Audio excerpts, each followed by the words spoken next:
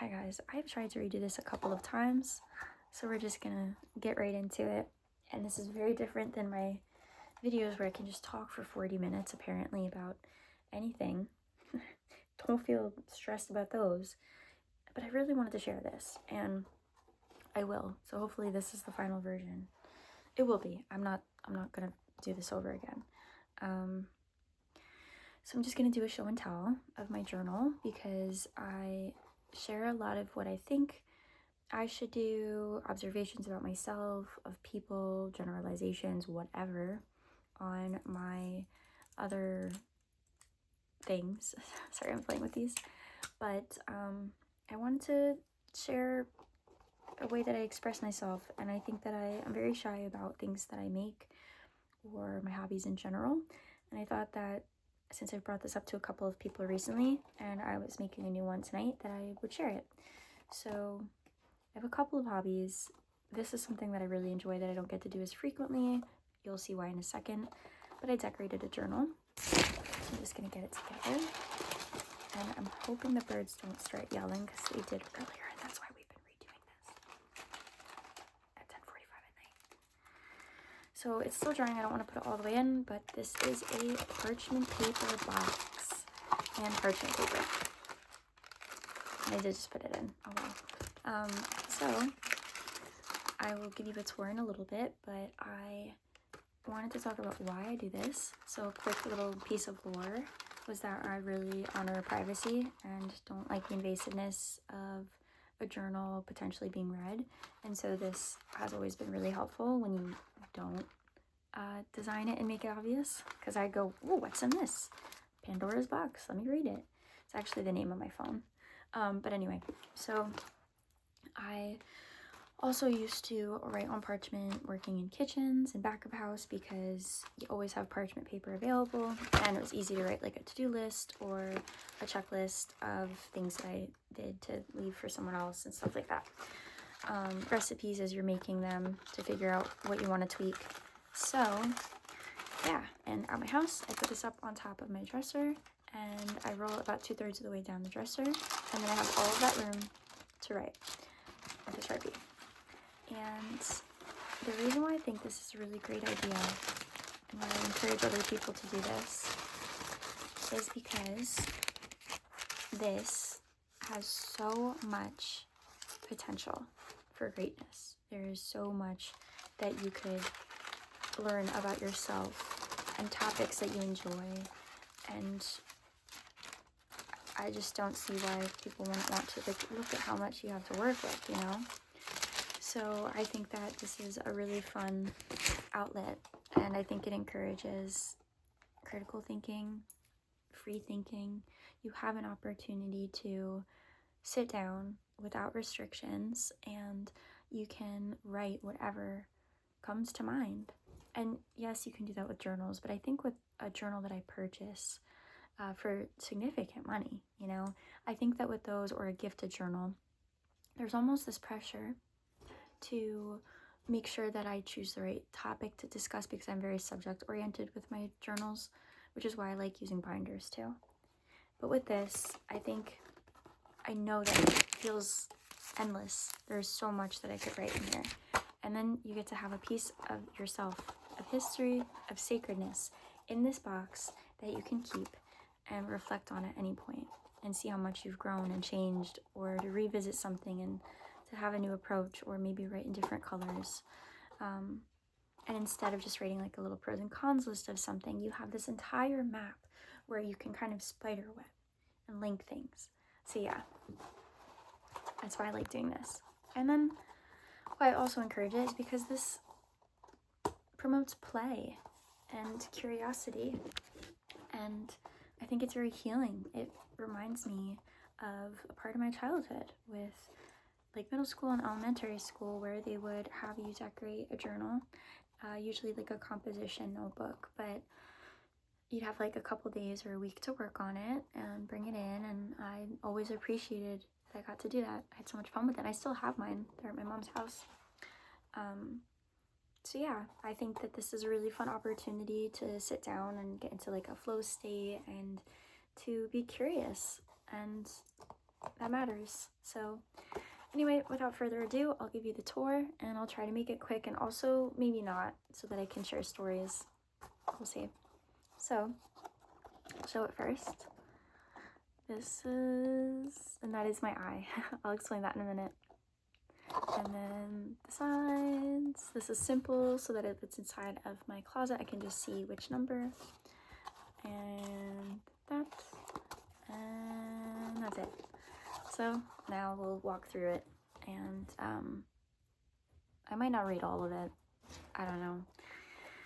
So a lot of this is just from things I find in cafes. Like if you've left your business cards and you have a huge pile, I will take one if I like it. So Building a Soul was a workshop, and it was also connected to harmonious development.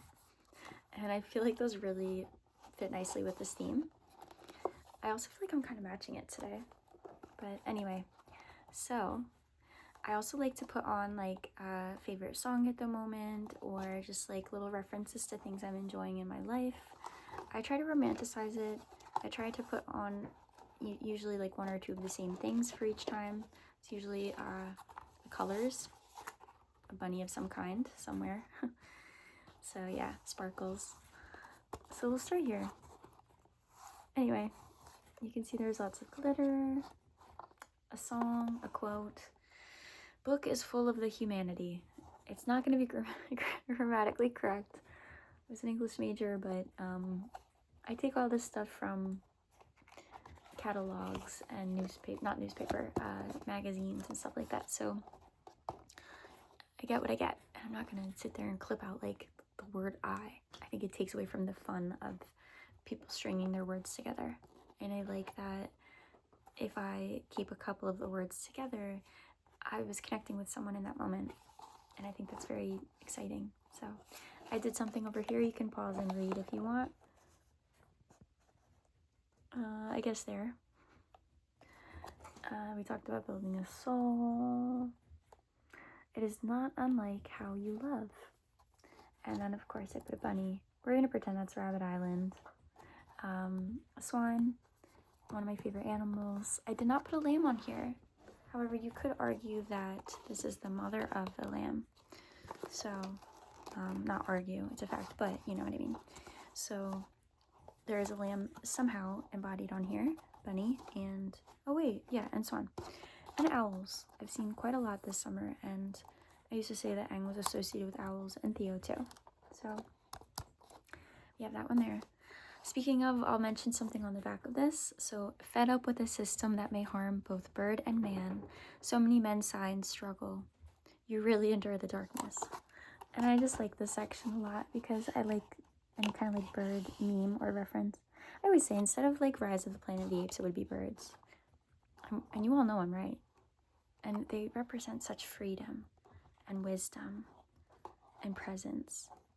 And I feel like God really took his time with them. So, yeah, anyway, but the bird is in a cage. And man has done this to themselves. Possibly. Anyway, at the center of your being, purest form is near the owl. Let's see. Enochian edition, a reference to supernatural, you all probably already know. So I want to put that on there. So like angel language. Then I will love the light for it shows me the way. And then underneath Enochian edition, it says expression of a man questioning his life choices. The book is full of the humanity. It reminded me of in Supernatural when they're looking for the tablets. They're looking for the angel tablet. It's in Enochian, and yeah, so that's on here. Or no, actually that might not be in Enochian because Castiel couldn't read it.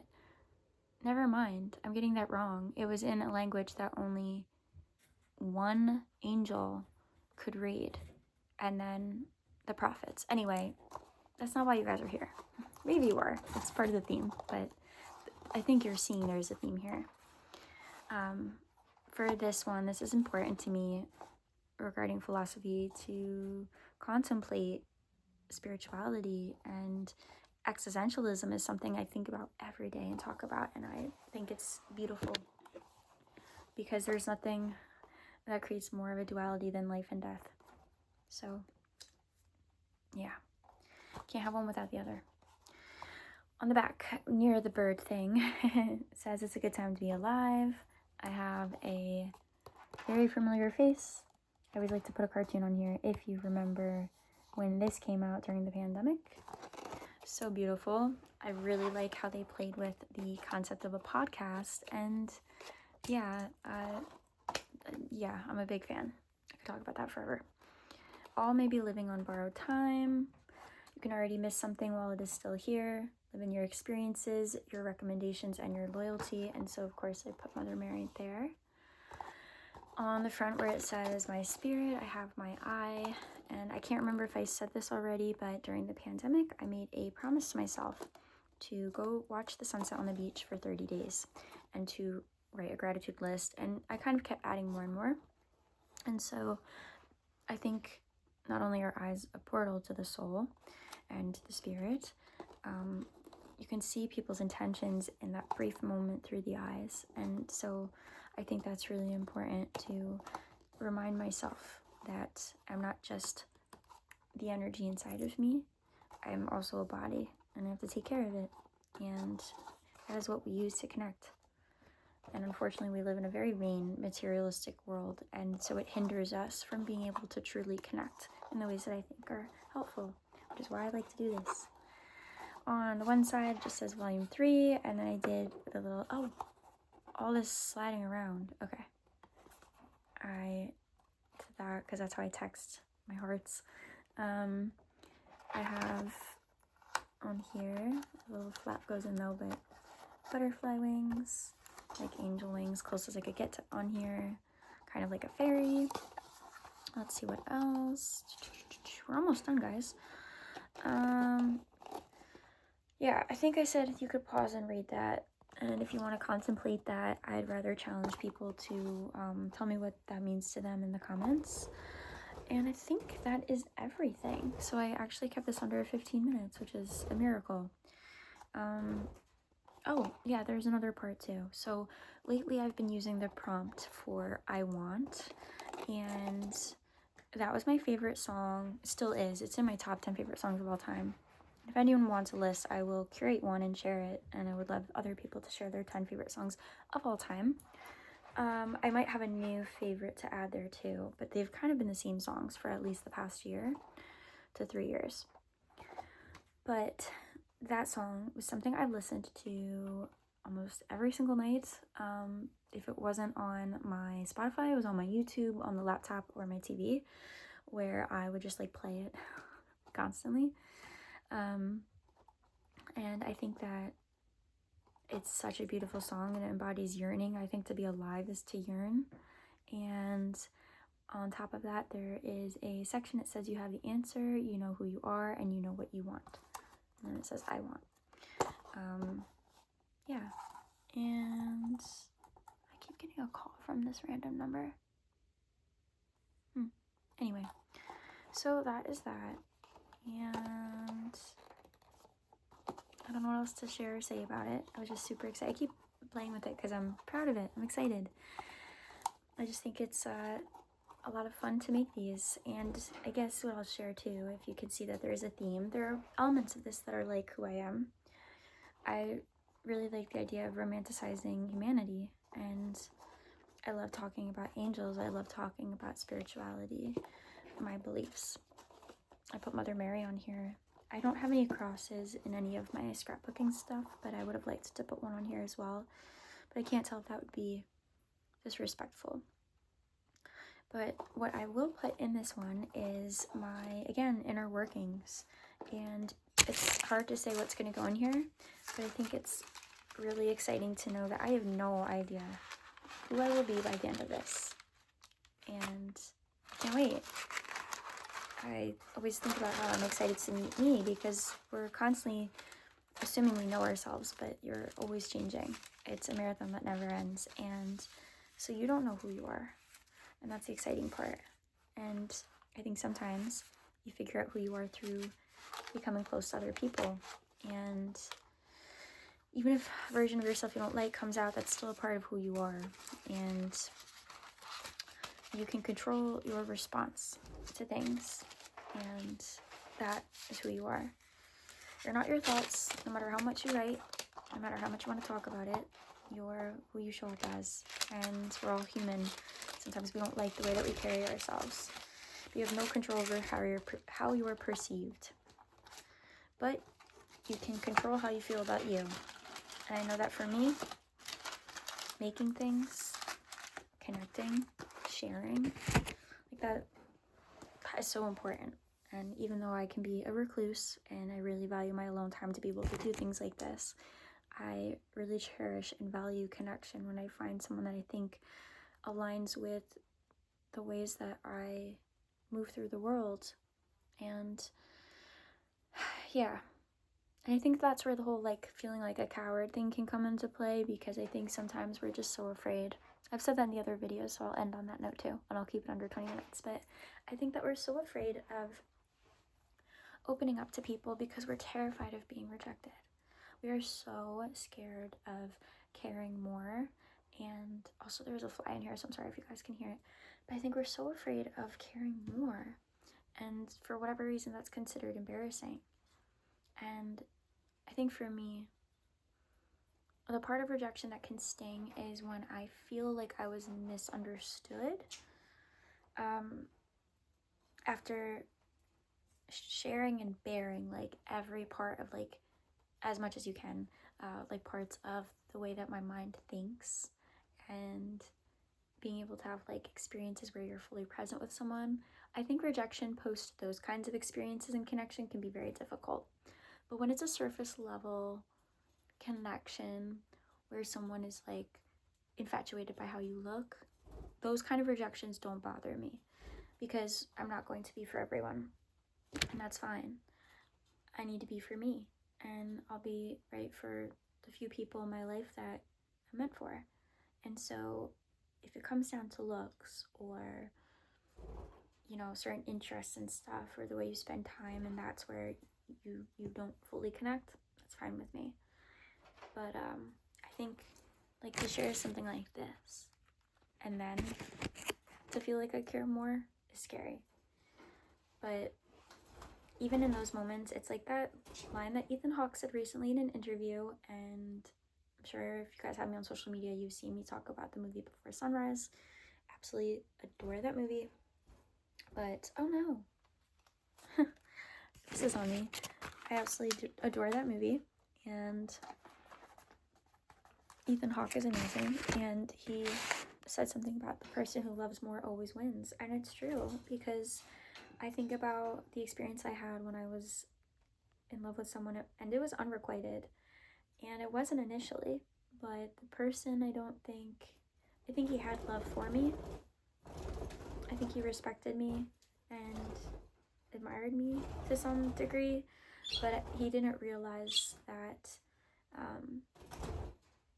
he wanted to be liked more than he liked me, if that makes sense.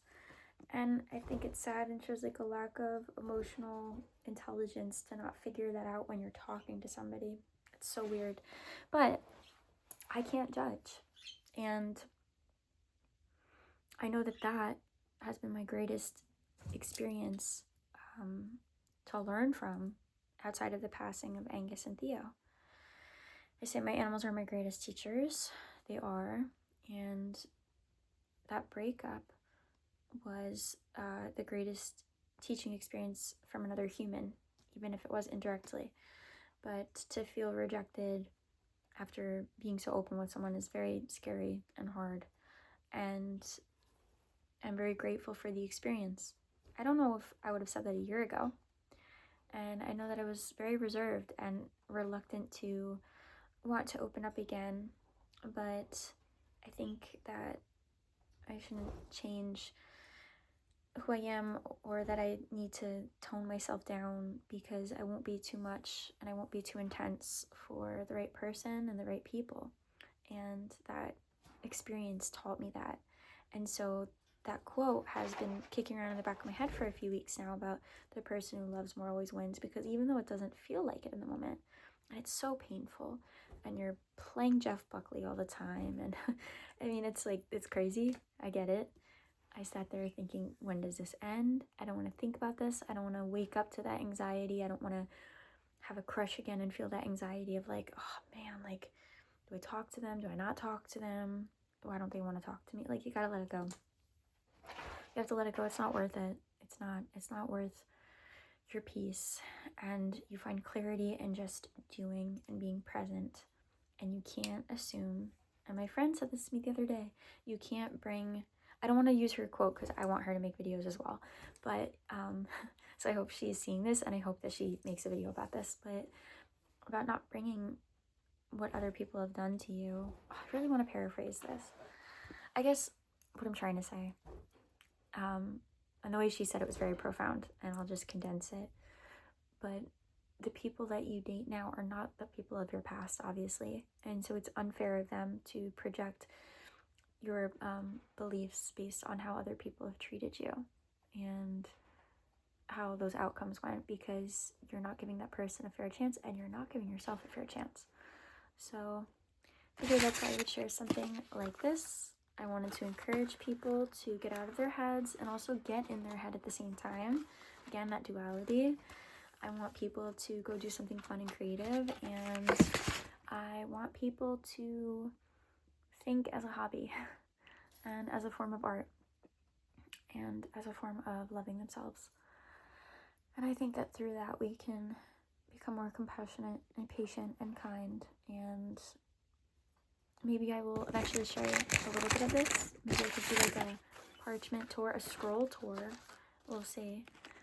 This is the kind of scrolling I'm into, and it helps you think outside of the box. I can't remember if I made that joke earlier, but I wanted to so badly, and maybe it slipped out, but I was like, oh yeah, it helps you think outside of the box, and it does. Anyway, that's it. This came off the camera. I didn't want to glue it, but I'm gonna have to tape it. I mean, I'm gonna have to glue it because it's a sticker.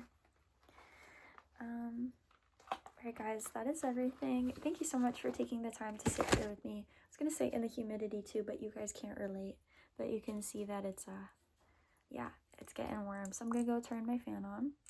I'm gonna relax and post this, and I hope you all learn something from this. I hope that you make this, and I guess one last thing would be, no, this is your journal prompt. Your journal prompt is if you feel like sharing your 10 favorite songs of all time with me, you can, and you can ask me for mine, and I'll send it. I'm not going to post it because I'm encouraging people to be vulnerable and put themselves out there, and I think, especially with like my little birthday bingo board that I made, a lot of people I didn't expect to reach out did. And I want more people to do that, because we're depriving ourselves of opportunities to connect with people because we're in our own head about who people think they are, and we're perceiving everybody in the only way we know how to. And so we don't know what the other person's actually thinking. Even if they share what they think, you can't control that in someone else. So I encourage everybody to open up. I mean it. And yeah, all right, have a good night.